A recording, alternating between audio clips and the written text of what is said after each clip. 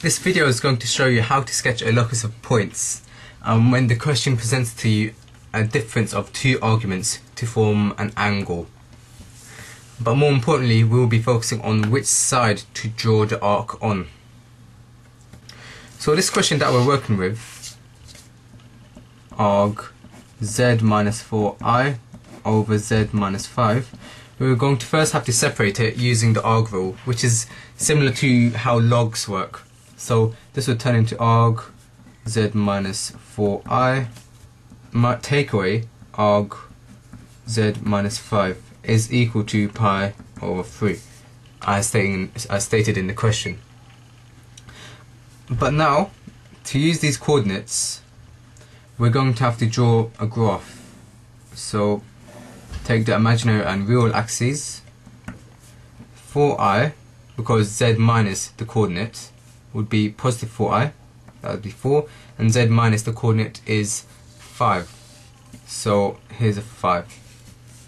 And now to draw the arc, we're going to have to first divide the two possibilities the arc can go on. It can either be this kind of arc or it can be this kind of arc.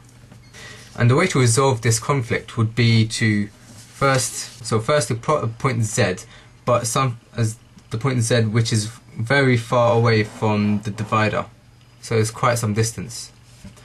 And we're going to be comparing this angle.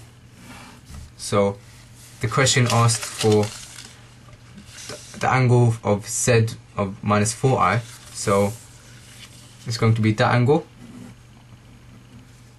minus the angle of z minus 5, so this angle here. And it's saying that this angle minus that angle should equal pi over 3. But we can see that that angle is smaller than this angle. Let's call this theta and let's call this phi. So as theta is smaller than phi, then therefore theta minus phi is not equal to pi over 3. But then when we work on the other side, an extreme point here, remember you have to plot the z point quite a distance away from this dividing line, so that we don't get the conflict of different arcs overlapping each other. So this point here would now work as, from the angle from point 4, the angle from the positive real is going to be a new angle, theta, and this angle from 5 is going to be a new angle, phi. So, but now we can see that both of these angles are now negative.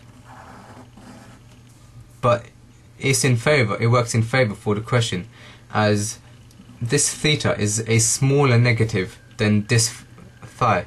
The phi is more negative than the theta. Therefore, the theta is bigger than phi. So we can say that theta is now bigger than phi.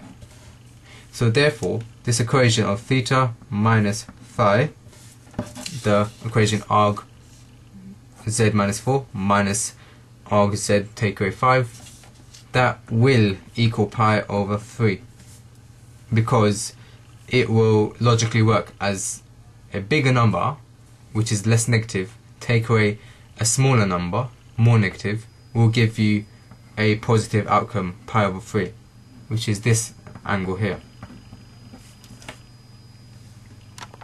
Therefore, the arc that we're looking for is going to be underneath the divider,